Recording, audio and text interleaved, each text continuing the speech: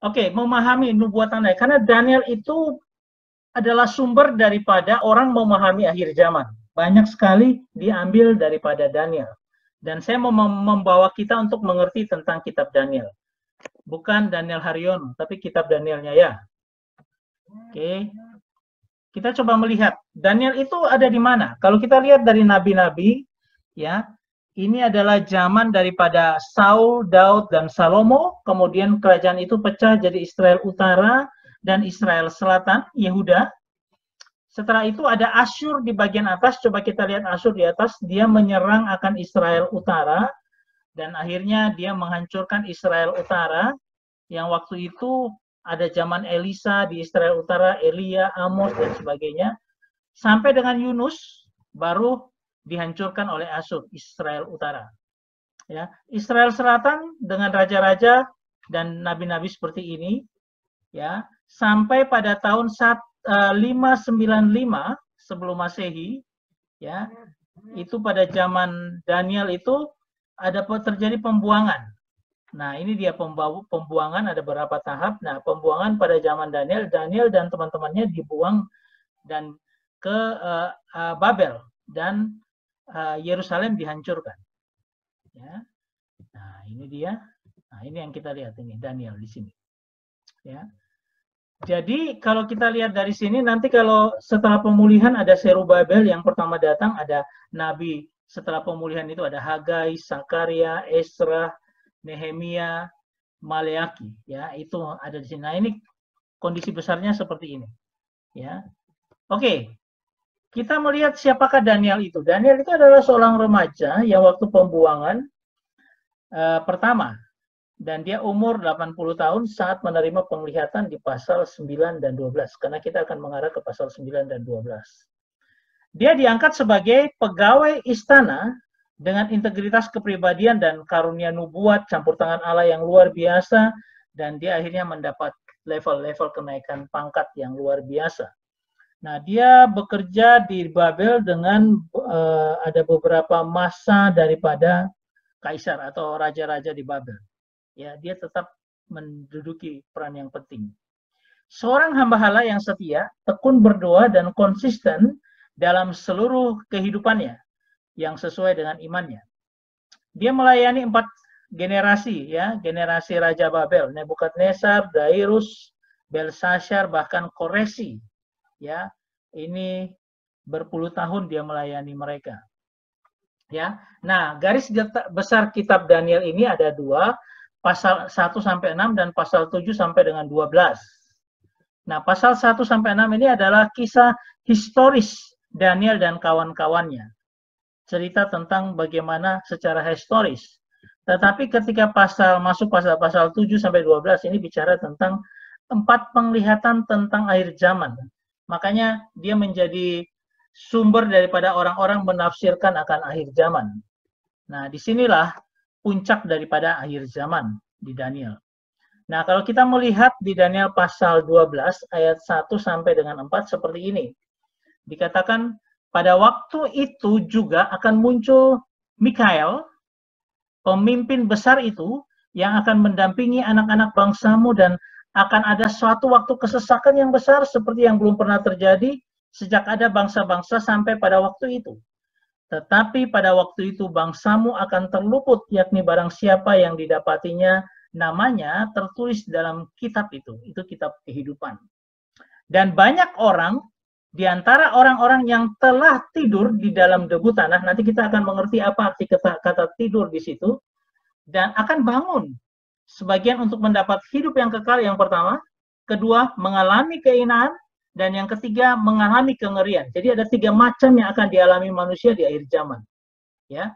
Dan orang-orang bijaksana akan bercahaya seperti cahaya cakrawala yang telah menuntun banyak orang kepada kebenaran seperti bintang-bintang tetap untuk selama-lamanya. Jadi orang-orang bijaksana ini orang-orang anak Tuhan yang sungguh-sungguh bisa membangun imannya dengan kuat, ya, mereka akan bercahaya seperti bintang-bintang. Tetapi engkau Daniel, sembunyikanlah firman ini dan meteraikan kitab itu sampai pada akhir zaman. banyak orang akan menyelidikinya dan pengetahuan akan bertambah. Artinya pada akhir zaman itu akan ada orang yang menyelidiki dan dia punya pengetahuan akan bertambah. Itu secara garis besar. Oke, kita melihat dulu. Dan orang-orang bijaksana akan bercahaya seperti cahaya cakrawala, dan yang telah menuntun banyak orang kepada kebenaran seperti bintang-bintang, tetap untuk selama-lamanya. Nah, orang-orang bijaksana bercahaya seperti cahaya cakrawala. Nah, bijaksana siapa? Apa ciri-cirinya orang bijaksana seperti apa?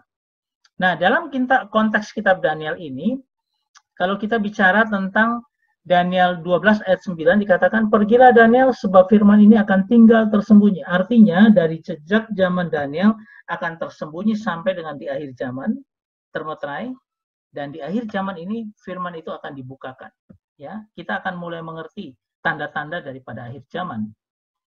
Dan banyak orang akan disucikan, ini kondisi pada akhir zaman, dimurnikan dan diuji, tetapi orang-orang fasik akan berlaku fasik.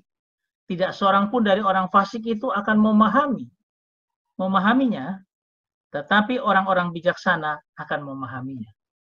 Ya, nah, jadilah orang-orang bijaksana di zaman akhir. Makanya kata pronimus itu diambil dari orang-orang bijaksana yang secara bijaksana memperhitungkan dengan baik segala sesuatu dan mengerti tanda-tanda akhir zaman. Itulah orang-orang pronimus, arti kata pronimus. Sama seperti gadis yang bijaksana, itu gadis yang pronimus. Ya, itu artinya orang-orang yang bijaksana. Nah, coba kita melihat ada 3 hal di sini. Pertama itu harus disucikan, dimurnikan, dan diuji. Apa artinya masing-masing? Coba kita lihat dari kata disucikan. Artinya apa? Shall be purified. Ya, jadi ini adalah hidup yang terus-menerus dikhususkan, disucikan, dikuduskan bagi Tuhan. Ya, seperti Kak Vinsa tadi ngomong tentang orang-orang Israel yang dipisahkan dari orang Mesir, memang karena mereka terpisah. Nah, disitulah artinya apa? Kita dikhususkan, disucikan, dikuduskan bagi Tuhan. Nah, karena stemnya hitpail, ini artinya gini, kata disucikan ini artinya kita merefleksi ke dalam diri kita sendiri, di mana firman itu masuk dan menyucikan kita. Jadi proses penyuciannya adalah firman yang menyucikan kita. Ketika kita baca firman, kita beriman, firman itu menyucikan kita.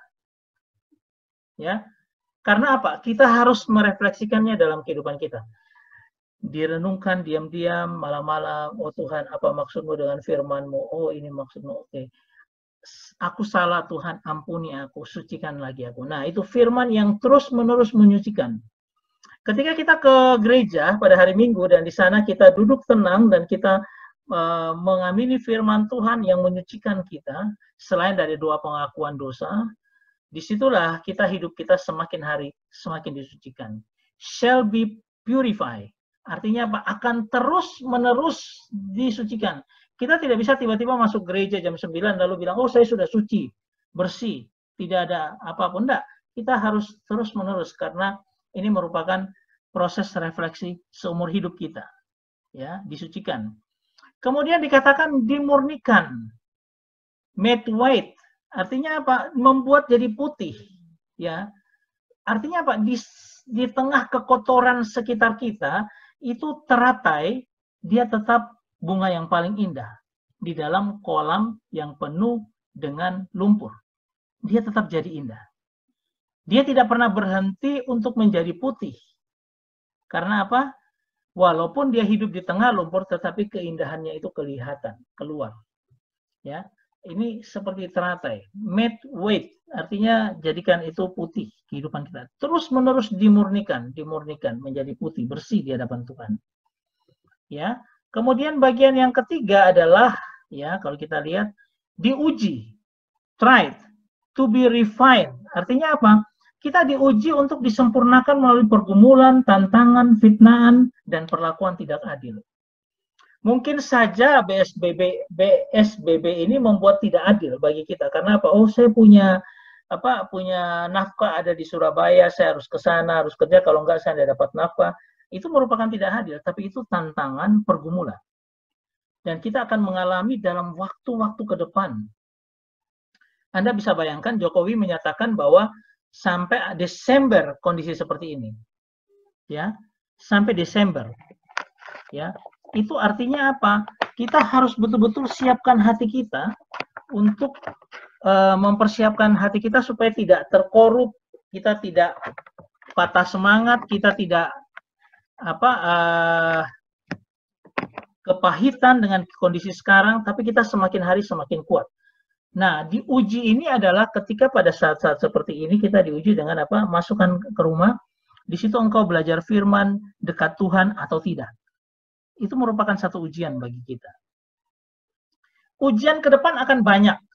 Misalnya nanti saya akan tunjukkan pada akhir dari kita bicara tentang bagaimana ujian kita yang harus kita hadapi di masa depan.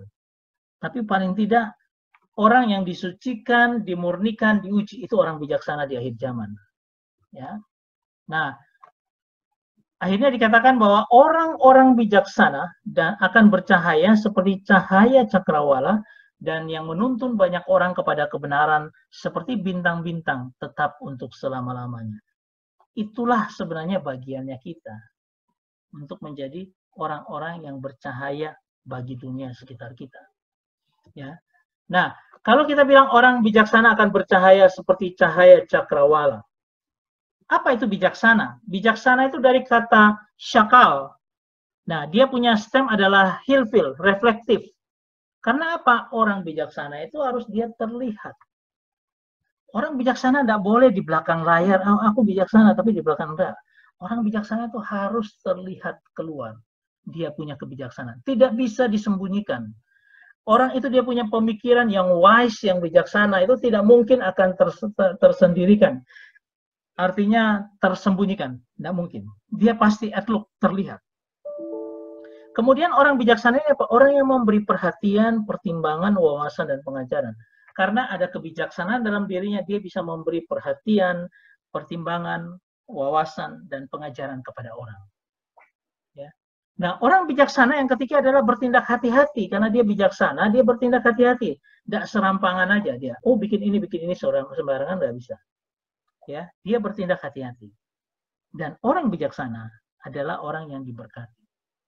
Mungkin tidak diberkati dalam bentuk fisik, tapi dia betul-betul diberkati dalam segala kelimpahan, sukacita, damai sejahtera, dan sebagainya. Karena dia orang bijaksana. Dan orang bijaksana adalah orang yang membuat orang lain diberkati. Ada orang yang tidak tahu, dituntun supaya tahu. Ada orang yang butuh sesuatu, dituntun supaya dia mengerti. Ya. Nah, orang-orang yang membuat orang lain mengerti, mendapat berkat, itu orang-orang bijaksana zaman akhir.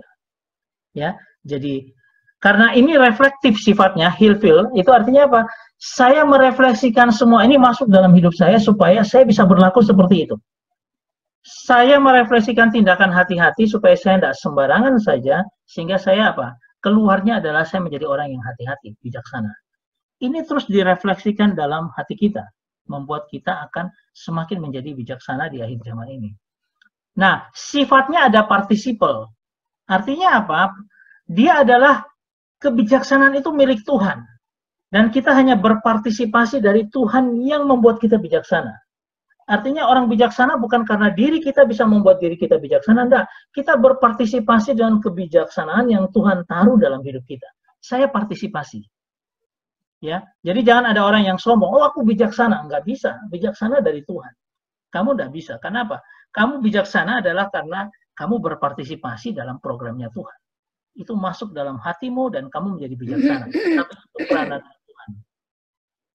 Ya, kemudian dikatakan akan bercahaya, seperti apa? Nah, bercahaya dari kata sahar, artinya juga hifil. Orang yang bercahaya itu harus orang yang reflektif ke dalam dirinya. Dia apa? Mengirimkan cahaya, kilauan kemuliaan abadi Tuhan kepada orang lain di sekitarnya. Ya. Dan sifatnya ini adalah sebenarnya orang bercahaya ini, ini terakhir. Imperfect. Imperfect. Dia terakhir sekali baru keluar. Jadi orang bercahaya ini adalah imperfect. Dia harus terus bercahaya. Dia terus mengirimkan sinarnya kepada orang lain, kilauan kemuliaan abadi, kemuliaan Tuhan itu nyata pada orang lain, imperfect, terus menerus, ya. Bukan selesai satu kali kemudian berhenti, tidak percaya lagi, tapi dia terus-menerus. Nah, jadi orang yang bijaksana percaya adalah orang yang merefleksikan dirinya untuk bijaksana di dalam Tuhan, karena dia berpartisipasi dalam kehendak Tuhan, tetapi akibatnya adalah dia terus-menerus bercahaya, tidak berhenti kepada orang lain. Sehingga orang akan melihat ada kemuliaan Tuhan di dalam hidupnya. Itu. Nah, seperti cahaya cakrawala, artinya apa? Cakrawala itu batas pandang. Kalau kita sudah bisa melihat cakrawala, itu sebenarnya artinya kita sudah melihat seluruh bumi, menyeluruh bulan. Sehingga orang-orang bijaksana yang bercahaya itu adalah orang-orang yang secara utuh menyeluruh bulat untuk menjadi apa? Berkat bagi orang-orang di zaman akhir. Ya. Seperti cahaya cakrawala, seperti keutuhan dari apa yang Tuhan nyatakan dalam kehidupan dia sebagai orang bijaksana yang bercahaya membagi berkat bagi orang lain. Itu sebenarnya siapa? Nah, saya katakan siapa? Itu adalah kita semua anak-anak Allah. Dan dikatakan sebenarnya kita harus bercahaya. Karena tidak mungkin ada cahaya yang bisa ditutupi. Cahaya itu harusnya bisa kelihatan keluar. Cahaya ditutupi, dia redup, mati. Cahaya membutuhkan oksigen, karena itu dia harus di luar, di udara luar. Ya, cahaya sangat dibutuhkan ketika gelap itu ada. Jadi artinya di sekitar kita yang belum memiliki terang, ya itu kita harus bercahaya. Sama seperti kemarin yang saya kirimkan itu loh, mahasiswa GBI Bethel, yang seminar Bethel, itu semua masuk positif corona. Tapi apa yang terjadi? Para ahli mahasiswa teologi ini bisa datang ke orang-orang yang ada di sana yang sekarang dirawat untuk apa? Untuk mewartakan firman, untuk membawa sukacita bagi mereka. Karena apa? Pendeta tidak bisa masuk untuk bertemu dengan orang yang sedang kena COVID-19. Tetapi orang yang sama menderita, dia harus menjadi cahaya bagi orang lain. Ya, oke. Pertanyaannya adalah, sudahkah kita bercahaya bagi sekeliling kita? Ini harus menjadi refleksi kita juga. Apakah kita sudah menjadi cahaya bagi orang di sekitar kita? Oke, coba kita lihat lagi di Daniel pasal 12 ayat 3. Dan orang-orang bijaksana akan bercahaya seperti cahaya cakrawala, dan yang telah menuntun banyak orang kepada kebenaran seperti bintang-bintang tetap untuk selama-lamanya. Ya, oke. Bijaksana tadi saya sudah katakan sakal, merefleksikan diri. Nah, ayat keempatnya, ya ayat keempat dikatakan, tetapi engkau Daniel sembunyikan segala firman, meteraikan sampai akhir zaman. Kita yang saat ini adalah pada akhir zaman di pas ayat 10. Banyak orang akan disucikan, dimurnikan, diuji, tetapi orang-orang fasik akan berlaku fasik, dan tidak seorang pun dari orang fasik itu akan memahaminya, tetapi orang-orang bijaksana akan memahaminya. Dan kitalah orang-orang bijaksana itu, bercahaya menjadi terang sehingga menuntun orang. Oke, ini pada bagian yang kedua. Saya mau stop dulu di sini sebelum kita lanjut pada mendekati akhir daripada akhir zaman ini. Ya, kita akan melihat. Oke, saya buka lagi, saya stop share. Oke, teman-teman, saya unmute lagi semuanya. Oke, ada yang mau ditanyakan atau ada yang mau kasih komentar? Boleh tanya, Om. Oke, ya, gimana ya? Itu yang soal terang itu tadi. Kan kalau yang anak-anak mahasiswa itu buat sebarkan firman. Kalau misalkan lewat sikap itu bisa nggak, Om? Jadi nggak firman, cuma buat baik ke orang lain gitu. Itu bisa termasuk terang apa enggak, Om? Iya, itu termasuk terang. Ya, karena apa? Kalau kita lihat kasut memberitakan Injil, ya kan, memberitakan Injil itu sebenarnya punya dua fungsi. Pertama, Injil adalah kekuatan Allah. Itu artinya apa? Injil menerobos orang yang keras hati pun kalau kena Injil bisa dilumarkan dan dia bisa percaya. Itu terang. Tapi ingat bahwa kaki itu kalau kita jalan itu kadang-kadang ada suaranya, itu bicara tentang kesaksian. Anda tahu sepatu safety kalau jalan, atau ibu-ibu pakai hak tinggi kalau jalan di gereja di lantai, tiktok, tok tak. Nah, itu kan sepatunya selain jadi kekuatan untuk berjalan, tetapi dia juga punya suara yang kesaksian hidup kita. Kesaksian hidup kita itu yang membuat apa? Itu yang membuat orang lain melihat, oh siapakah itu? Ya, beberapa waktu yang lalu di Solo ada bapak tua itu loh yang memberikan beras kepada orang-orang sekitarnya. Dia hanya katakan, aku tuh kasihan dalam kondisi COVID seperti ini, mereka mau dapat, tukang beca itu mau dapat uang dari mana gitu loh. Akhirnya dia kasih beras 5 kilo kalau nggak salah, kemudian dia kasih uang 100.000 uang. Ya, itu kesaksian yang luar biasa. Ya, ketika orang ditanya siapakah itu, langsung bilang, oh ya ini adalah orang Kristen. Nah, itu kesaksianmu. Ya. Oh ya. Ya, apa yang kamu lakukan, ya, apa yang kamu lakukan untuk orang lain itu merupakan cahaya. Tetapi jangan lupa bahwa verbal itu penting. Kadang-kadang gereja mulai tanda petik ya, tidak lagi mementingkan verbal. Kita hanya berutak-atik, kan saya bisa menjadi saksi di ini, tapi tidak pernah memberitakan firman. Jangan begitu. Harusnya kesaksian hidupmu keluar, tetapi verbalnya juga jalan. Ya, kita di GPIB kan tidak diajari untuk bersaksi di depan apa nih kan, di ibadah keluarga mana ada kita pernah bersaksi, apalagi di gereja tidak akan ada pernah kesaksian. Padahal kesaksian itu memberkati banyak orang. Chris, gini. Ya Kak Binza. Ya, jadi gini, seringkali sikap maksudnya menjadi kesaksian itu janganlah yang terutama sebetulnya. Karena kalau misalnya dengan sikap kita, misalnya kita menjadi kesaksian, itu kita kalah sama orang-orang yang Hindu, Buddha, itu mereka lebih saksiannya lebih bagus daripada kita, lebih sabar mereka, lebih banyak lagi misalnya hal-hal sosial, gitu loh. Karena kembali lagi bahwa verbal itu yang tadi Christian sampaikan itu number one, nggak harus bersaksi lewat mulut. Karena seringkali kita dengan tingkah laku, dengan sikap, itu bahasa Surabaya yang ngeles. Gitu loh. Kan ngomong ini kan susah, nggak berani. Wah ya tingkah laku, tapi seringkali bersembunyi di balik itu. Jadi harus bersaksi, bercerita tentang Yesus Tuhan itu siapa. Harus. Nggak peduli. Nah, tingkah laku itu adalah plusnya. Bukan tingkah lakunya dulu. Nggak bisa. Jadi misalnya kayak anak-anak seminari itu masuk, kemudian mereka tidak berbicara tentang Yesus, tapi mereka misalnya baik sikapnya, tidak kelihatan siapa Yesus itu. Kalah kita sama orang-orang Buddha Hindu. Karena itu betul, firman Tuhan katakan iman itu datangnya dari pendengaran akan itu ada yang ngomong. Firman Tuhan. Iya, itu aja. Saya nambahin sedikit. Oke. Ya, Christian tadi kan bilang ada orang bijaksana itu kan mengalami misalnya disucikan, dimurnikan, diuji. Ya, ada 3 hal itu bijaksana.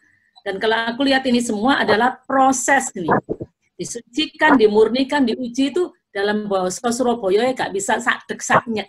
Nah, dia proses terus gitu, disucikan, dimurnikan, diuji terus begitu. Harus mengalami itu. Jadi supaya jadi bijaksana harus ada pengalaman itu bersama dengan Roh Kudus, dengan Tuhan. Maka akan mengalami yang 3 hal itu, disucikan, dimurnikan, disucikan, diuji. Maka baru kemudian kayak emas, cahayanya muncul. Kan kita tahu kalau misalnya sama-sama kayaknya emas, kita nggak tahu mana yang KW, mana yang 24 karat, nggak bisa. Nah, harus diuji, diproses, dimurnikan. Baru kelihatan nanti mana yang asli. Ya itu aja. Oke, coba kita lihat poin-poin penting dalam Daniel pasal 12. Daniel pasal 12 ayat pertama. Oke. Satu orang tolong buka mute-nya, unmute-nya, kemudian bacakan ayatnya, bisa? Daniel pasal 12 ayat yang pertama. Pada waktu itu juga kalian sudah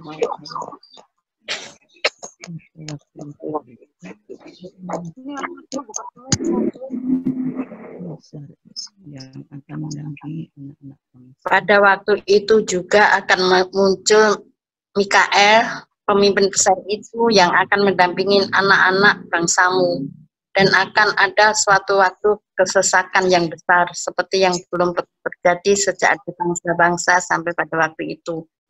Tetapi pada waktu itu bangsamu akan terluput, yakni barang siapa yang didapati namanya tertulis dalam kitab itu. Oke, terima kasih Bu Ati ya, terima kasih ya. Oke, coba kita lihat sama-sama, yaitu bahwa di sini ya, di sini mau dikatakan bahwa ayat pertama itu ada pendampingan dari penghulu malaikat. Ingat, ada penghulu malaikat Michael akan mendampingi. Ya, nah berarti pada waktu akhir-akhir ini akan ada pendampingan bagi kita. Nah, anak-anak bangsamu ini artinya orang Israel atau orang percaya akan mengalami kesesakan besar, tribulation. Ini pasti akan kita alami dan ini sudah mulai dengan COVID seperti ini. Ya, yang terluput adalah yang namanya tertulis dalam kitab. Ya, jadi kita tahu bahwa orang yang terluput itu adalah orang-orang yang tertulis dalam kitab. Nah, ayat kedua, mungkin ada satu orang yang bacakan untuk kita. Buka mood-nya, bacakan.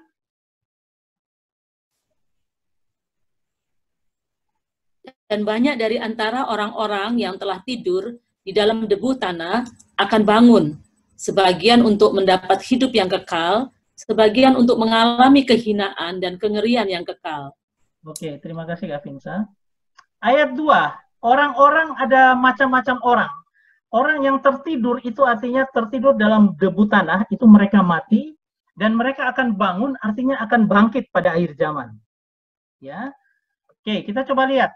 Pertama, untuk apa? Mendapatkan hidup kekal. Kedua, untuk mendapat kehinaan. Jelas di situ dikatakan kehinaan. Ya, sebagian akan mendapat hidup yang kekal, sebagian untuk mengalami kehinaan dan kengerian yang kekal. Jadi ada 3 macam yang akan ada di akhir zaman terjadi untuk semua orang. Ya, oke. Yang mendapatkan hidup kekal adalah some to life, revival life, artinya hidup yang kekal.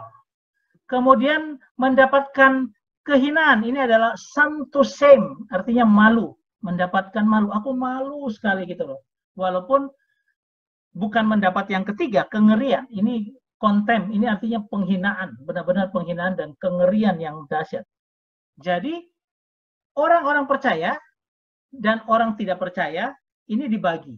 Orang yang percaya akan mendapat 2, mendapatkan hidup kekal dan mendapat kehinaan. Ya. Dan orang-orang yang tidak percaya akan mendapat 1 kengerian. Nanti kita akan cocokkan ini dengan apa yang ada di dalam Tesalonika. Ya, oke, kita tahan dulu itu di situ. Ya, nah, kita lihat di dalam Tesalonika pasal 4 ayat 13 sampai 17. Coba dibuka. Nah, Alkitab itu menjelaskan dirinya sendiri. Artinya apa? Melalui bagian yang lain, dia akan menjelaskan kepada kita artinya. Jadi Alkitab itu dia bisa menjelaskan akan dirinya, berhubungan satu dengan yang lainnya, bukan terpisah masing-masing sendiri. Pertama Tesalonika 4 ayat 13 sampai 17. Kita lihat aja di layar. Ayat 13. Selanjutnya, kami tidak mau saudara-saudara, kamu tidak mengetahui tentang mereka yang meninggal, supaya kamu jangan berduka cita seperti orang lain yang tidak mempunyai pengharapan. Ini kan biasa kalau dibaca waktu ada orang meninggal atau penghiburan. Ayat 14. Karena jika kita percaya bahwa Yesus telah mati dan telah bangkit, maka kita percaya juga bahwa mereka yang telah meninggal dalam Yesus akan dikumpulkan bersama dengan Dia. Perhatikan kata meninggal dalam Kristus. Ya, akan dikumpulkan bersama dengan Dia. Ayat 15. Ini kami katakan kepadamu dengan firman Tuhan. Kita yang hidup yang masih tinggal sampai kedatangan Tuhan sekali-kali tidak akan mendahului mereka yang telah mati. Artinya apa? Saya sekarang masih hidup, ya, tidak akan mendahului mereka yang sudah mati, gitu lah. Yang sudah meninggal dari tahun lalu, tidak akan mendahului. Artinya kita sendiri dibangkitkan, enggak. Kita akan menunggu bersama-sama, ya.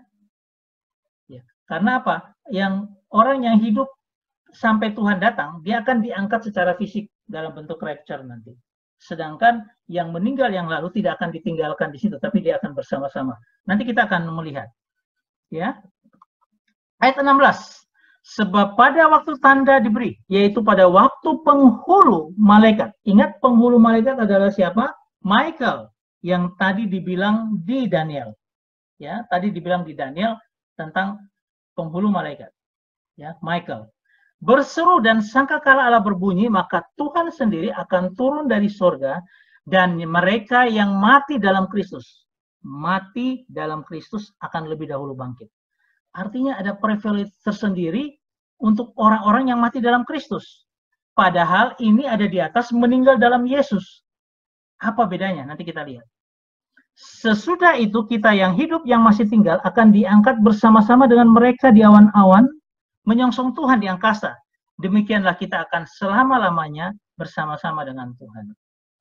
Ingat ada dua, meninggal dalam Yesus dan mati dalam Kristus. Ini berbeda. Ya. Oke, saya jelaskan seperti ini. Mati dalam Kristus adalah orang-orang yang pada waktu itu masih hidup. Ya. Ya, mereka kemudian di rapture. Dan ini bicara tentang mati dalam Yesus dalam kedatangan kedua kali. Ini ada konteks di mana mati dalam Kristus dengan mati dalam Yesus berbeda. Ini dalam proses rapture dan kedatangan kedua kali akan kita lihat seperti ini. Oke, pertama Tesalonika 4 ayat 11 dikatakan meninggal dalam Yesus akan dikumpulkan bersama-sama dengan dia. Ya, tetapi ayat 16-nya dikatakan mati dalam Kristus. Apa bedanya?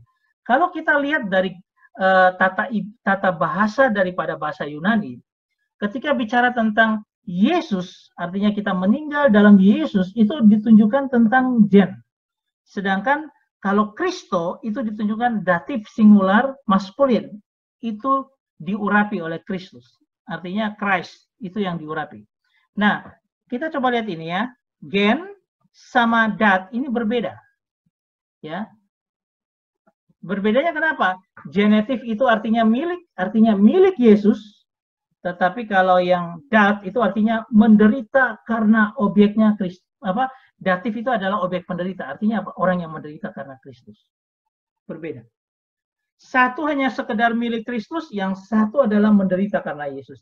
Ini membedakan orang-orang yang hanya biasa-biasa saja tapi percaya Yesus, dan tidak membangun dirinya kuat untuk melayani, menderita bagi Kristus. Sedangkan yang satu sisi ini adalah pahlawan-pahlawan iman yang mau bekerja luar biasa untuk melayani Tuhan, bahkan mereka yang mati syahid. Nah, milik itu kepunyaan Yesus. Kalau menderita seperti Yesus, itu orang-orang yang melayani Tuhan, yang mau mengorbankan dirinya bagi Tuhan.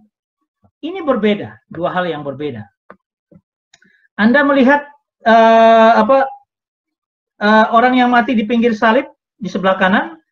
Nah, ketika yang mati sebelah kanan ini dibilang hari ini juga engkau bersama aku dan Firdaus, itu artinya apa? Dia akan dikelompokkan pada orang yang miliknya Yesus. Karena apa? Dia belum pernah melayani, belum pernah mau menderita bagi Kristus, dia tidak mungkin dikelompokkan dalam menderita bagi Kristus, mati dalam Kristus, tapi milik Kristus karena dia sudah ditebus oleh Kristus. Ya. Nah, sehingga kita bisa melihat ya, ketika dikatakan di ayat 14, meninggal dalam Yesus akan dikumpulkan bersama-sama, itu bicara kedatangan Yesus dua kali. Dikumpulkan bersama-sama orang-orang yang meninggal. Tetapi ketika bicara tentang dalam Kristus, ayat 17, sesudah kita hidup dan yang masih tinggal akan diangkat bersama-sama. Orang-orang ini bicara rapture. Mereka masih hidup ketika Yesus datang dan akhirnya mereka di rapture, naik berkumpul bersama-sama dengan Tuhan. Jadi diangkat bersama-sama itu rapture, dikumpulkan bersama-sama itu pada waktu kedatangan Yesus yang kedua kali. Saya kasihkan gambar yang sederhana. Anda tidak akan bisa mendapatkan ini di tempat kita saat ini. Tapi coba kita lihat. Kita punya kehidupan dari kekekalan sampai nanti kita mati. Dari Adam dan Hawa pertama kali sampai kehidupan kita selama ini di dunia. Lalu kita mulai lihat hidup kita, ada Yesus di tengah-tengah, di tahun 0 Masehi. Nah, orang yang mati dalam Kristus, dalam Yesus, yang mati pada waktu dari Adam dan Hawa sampai Kristus, bahkan sampai kepada kita saat ini, orang yang mati seperti itu, mereka akan dikumpulkan untuk sementara di Firdaus atau heaven atau sorga yang akan dibagi dua. Karena apa? Ada orang-orang yang mendapat hidup kekal, itu adalah, atau orang-orang yang mendapat malu. Orang-orang yang mati dalam Kristus itu orang-orang yang mendapat hidup kekal, sedangkan orang-orang yang mendapat malu itu adalah orang-orang yang mati dalam Yesus. Di atas mati dalam Kristus, di bawah adalah mati dalam Yesus. Semua akan masuk dalam Firdaus. Ya. Kenapa disebut orang yang mendapat malu? Karena seharusnya mereka dapat mahkota kehidupan yang kekal dalam pengertian penghargaan Tuhan, tetapi mereka tidak dapat karena mereka orang biasa-biasa saja, tetapi ya mereka tetap masuk surga, tapi mereka mendapat malu. Aduh, aku kok eman ya, kenapa aku malu sekarang? Karena apa? Aku tidak dulu-dulunya supaya masuk dalam kelompok orang-orang yang mati dalam Kristus. Ya, hidupnya dia lakukan dengan biasa-biasa saja, tidak mau baca firman, tapi dia mau ke gereja dan sebagainya biasa. Saya tidak tahu batasnya di mana orang-orang yang biasa hidup dan akan masuk surga atau tidak. Saya tidak tahu batasnya di mana, tapi paling tidak kita harus menjaga diri kita supaya apa? Jangan sampai kita menjadi orang-orang yang demikian. Tapi maunya kita orang yang giat dalam Tuhan. Oke, yang mati di bawah, yang dari zaman Adam dan Hawa mati dan orang fasik, itu pasti akan satu dikumpulkan di hell, neraka. Ya, oke. Setelah itu, kalau tanda yang panah merah itu adalah tahun 2020. Sorry, saya belum ganti. Ini adalah materi dari 2017. 2020, kita ada di zaman sekarang. Nah, tiba-tiba penghulu malaikat itu meniupkan sangkakala dan Tuhan turun dari tahtanya. Dia akan turun di awan-awan di sini, di awan-awan di sini. Kalau Anda lihat panahnya yang saya kasih di awan-awan di sini. Nah, dia akan disongsong oleh orang-orang. Ya, ini adalah orang-orang yang mana? Orang-orang dari yang rapture karena masih hidup di dunia pada waktu itu, mereka rapture naik menjemput Tuhan di awan-awan. Dan kemudian orang-orang yang mati dalam Kristus yang dapat privilege di Firdaus sementara ini. Mereka berkumpul dengan Tuhan Yesus. Nah, disinilah akan ada the judgment seat of Christ. Artinya ini pengadilan Kristus, di mana setiap orang akan mendapatkan upah. Karena ini adalah orang-orang pilihan. Mereka di rapture dan mereka adalah orang-orang yang sudah mati dalam Kristus. Mereka akan bersama-sama dalam pengadilan Kristus mendapat mahkota yang Tuhan sudah sediakan. Di bawah ini adalah hidup di dunia, di bumi ini, di mana antikristus mulai datang dan menguasai dunia dan membuat kejahatan di mana-mana. Orang-orang yang masih diuji di sini, orang-orang Kristen yang ada di sini yang tidak rapture, mereka akan mengalami yang disebut dengan tribulation, masa kesusahan besar. Dan bisa-bisa COVID ini menjadi masa kesusahan besar yang pertama. Kita tidak tahu. Setelah itu mereka dapat pergumulan yang luar biasa di sini. Nanti kita akan lihat bagian akhir ke pergumulan seperti apa bayangan kita.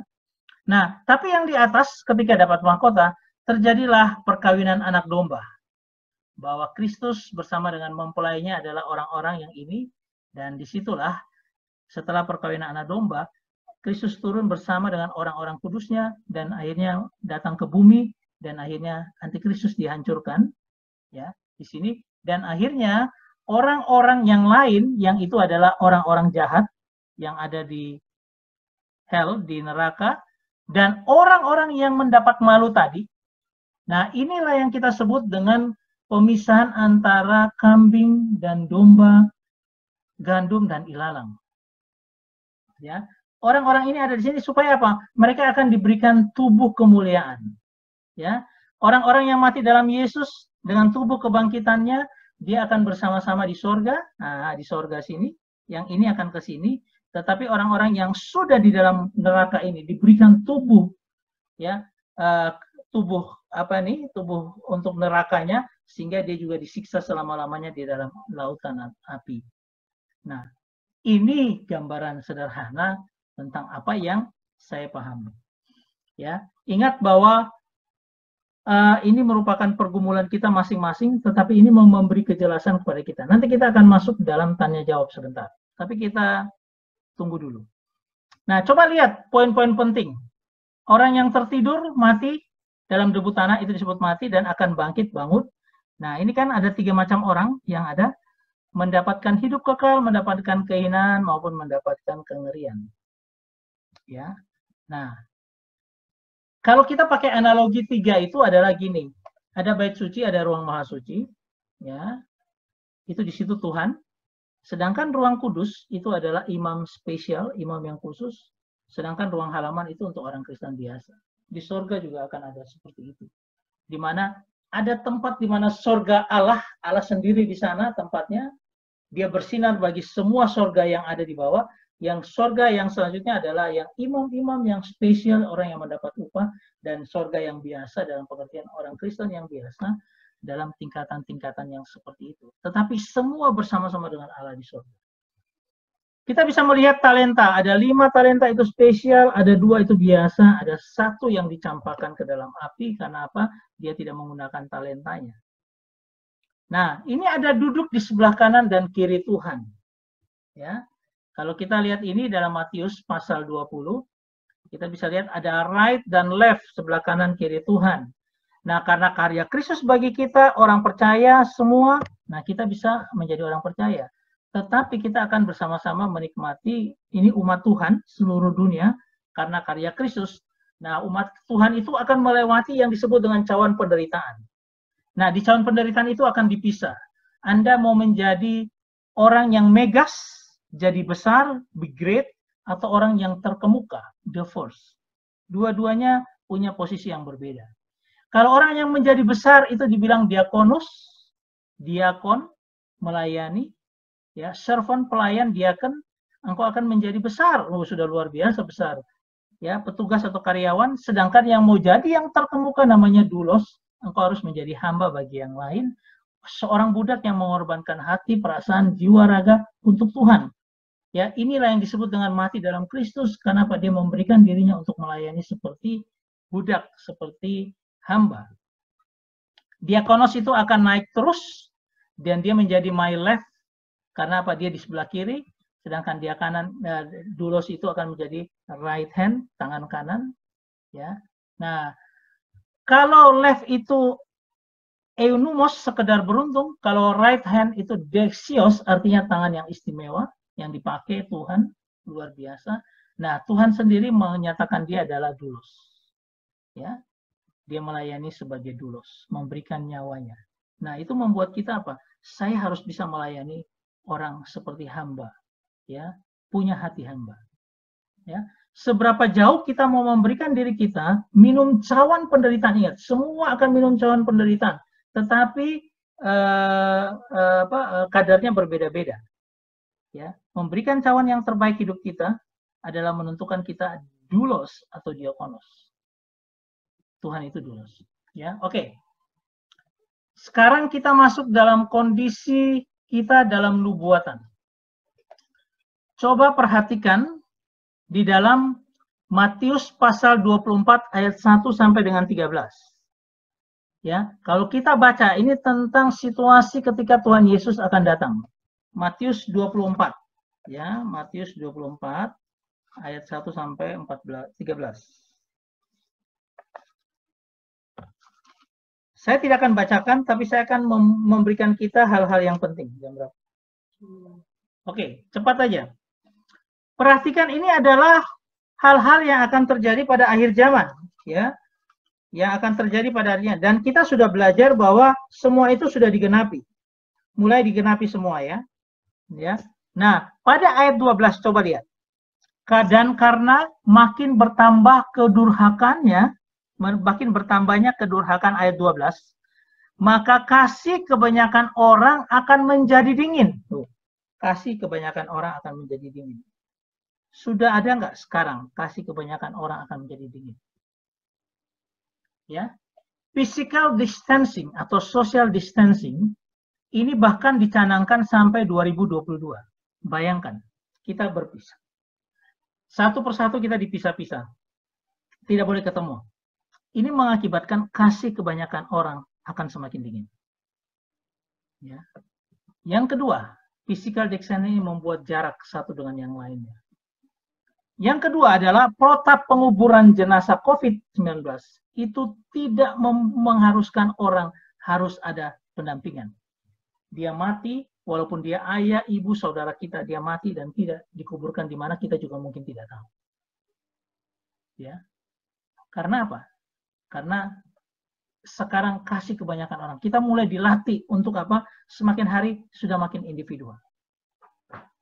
Yang ketiga, di lockdown di rumah, tapi mainnya HP. Ya, lihat aja sekarang, kita di lockdownnya bukannya membuat kita semakin dekat, tapi masing-masing orang dengan gadgetnya masing-masing punya dunia sendiri di depannya. Ini juga bahaya. Tanpa kita tahu bahwa mulai kasih kebanyakan orang akan dingin.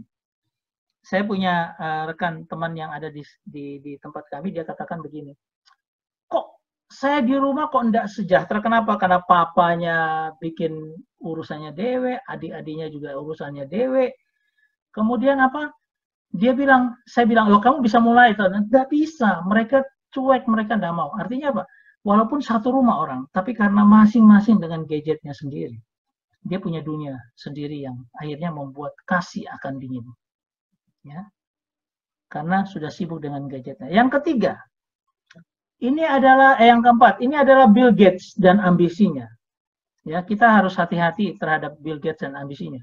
Saya diingatkan oleh Freddy bahwa ini adalah merupakan sesuatu yang belum pasti. Oke, tetapi ya kita ada sebuah Bill Gates statement Bill Gates, dia katakan Bill Gates depopulation agenda. Artinya apa? Harusnya orang sebagian besar di dunia ini, karena kita punya CO2 itu berkurang atau oksigen berkurang, harusnya ada sebagian orang di dunia ini yang mati supaya yang lain bisa hidup. Depopulation agenda Bill Gates. Artinya Bill Gates plan to kill you. Ya. Nah, Bill Gates ini ada beritanya. Ya. Saya coba bacakan untuk kita. Ini adalah ahli epidemiologi Universitas Indonesia, Pandu Riono, menyatakan social distance maupun physical distance memang harus dilakukan sampai 2022. Batasan jarak fisik dan sosial yang dimaksud bukan lockdown, namun perubahan gaya hidup masyarakat untuk mengurangi risiko COVID. Ya, akhirnya dia jelaskan seperti ini. Ini media CNN Indonesia pada Minggu 19 April kemarin, ya, bahwa akan di lockdown sampai 2022. Kan ini membuat kasih kebanyakan orang akan hilang. Tapi yang saya mau bagikan ke kita ini adalah apa yang saya sudah kirimkan ke masing-masing handphone. Tadi saya sudah kirimkan ke masing-masing handphone. Ya. Saya mau bacakan untuk kita. Mana handphoneku tadi? Ya, coba kita perhatikan baik-baik. Walaupun bisa dibilang, katanya ada yang bilang ini masih teori konspirasi, ya, tetapi ini dilakukan oleh Dr. Siti Fadila Supari, itu kan menteri kita yang lama. Ya, coba kita lihat di yang saya tadi kasihkan. Saya akan bacakan untuk kita.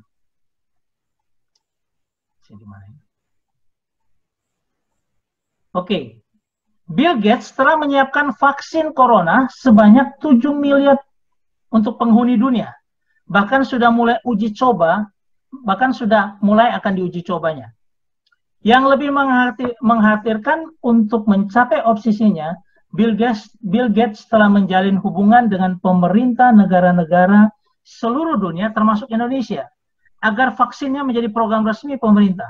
Maka bersama ini saya sampaikan kewaspadaan terhadap hal tersebut.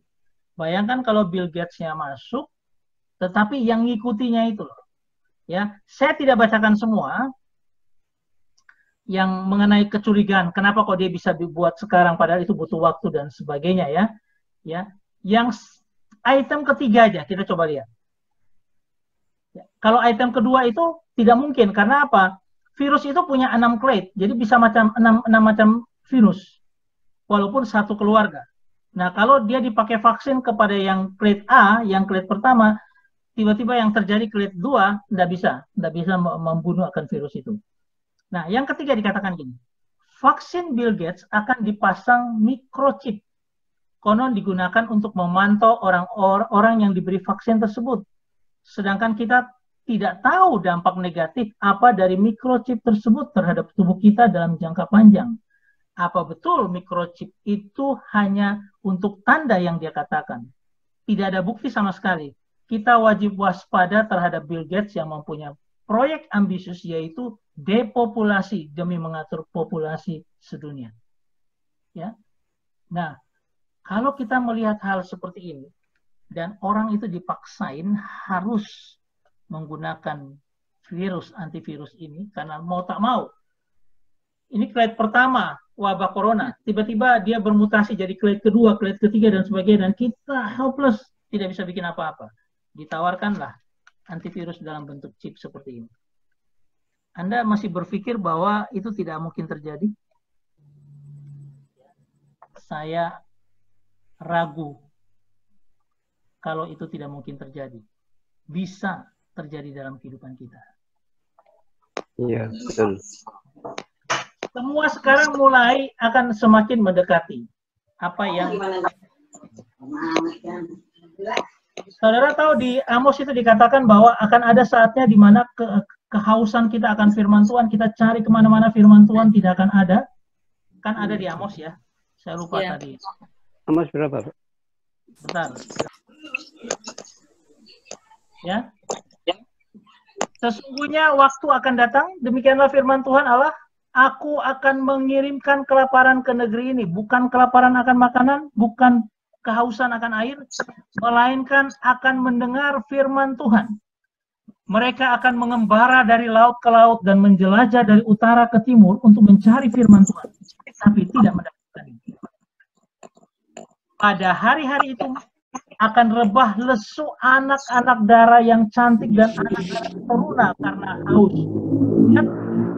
Anak-anak dara yang cantik dan anak teruna ini adalah anak-anak kita yang saat ini dengan gadgetnya tiba-tiba mati total dan tidak bisa bikin apa-apa. Mereka haus akan firman tapi tidak bisa mendapatkan ini. Dan jangan dikira bahwa ini tidak akan terjadi. Oh, firman sudah banyak dapat segala macam. Nah, kita biasa terus dengan gadget dan sebagainya, satu waktu habis semua. Atau mungkin tiba-tiba pakai chip itu, dan chip itu punya efek melupakan firman dan sebagainya. Firman ini digenapi. Ya. Dan mengerikan sebenarnya apa yang kita akan hadapi ke depan. Nah, pada Petrus, saya tutup dengan pertama Petrus 4 ayat 7. Kesudahan segala sesuatu sudah dekat, karena itu kuasailah dirimu, jadilah tenang, supaya kamu dapat berdoa. Itu maksudnya lockdown. Kuasai dirimu, jadi tenang, masuk ke dalam kamar, berdoa dengan keluarga, bangun iman itu terus-menerus. Supaya apa? Suatu waktu ketika firman itu seolah-olah hilang dari itu, kita masih punya dalam hati firman Allah yang hidup dalam kehidupan kita. Oke, ini bisa saya sharekan ya. Supaya kita hati-hati dengan kehidupan kita saat sekarang ini. Apa-apa yang dulu dikatakan bahwa Injil akan tersebar sampai ke seluruh dunia, sekarang sudah di mana-mana orang sudah pakai macam-macam link untuk bisa sampai ke seluruh dunia. Sudah terkenal. Tinggal kita menantikan yang lain. Dan saya melihat bahwa hati-hati karena yang masalah chip itu bukan lagi sesuatu yang itu apa nih ya ini. Nah, dengan hal yang ada ini kita tidak bisa percaya 100%, tetapi paling tidak memberikan kita warning. Kalau yang tadi yang menulis itu adalah Siti Fadila, dia tidak mengerti tentang antikristus yang punya chip, makanya dia katakan, loh apa efeknya dalam 1 tahun, dalam jangka lama, dia tidak tahu apa efeknya, tapi kita tahu bahwa itu sudah digenapi dari firman Tuhan. Ya, kalau Anda mau percaya silakan, kalau tidak percaya pun juga silakan. Karena apa? Karena ini pilihan kita menghadapi akhir zaman. Nah, kita ini harus dibawa untuk mengerti bahwa hati-hati dengan hidup kita pada saat ini. Ya. Oke, itu yang saya bisa bagikan. Mungkin ada yang mau bertanya atau yang lain-lainnya.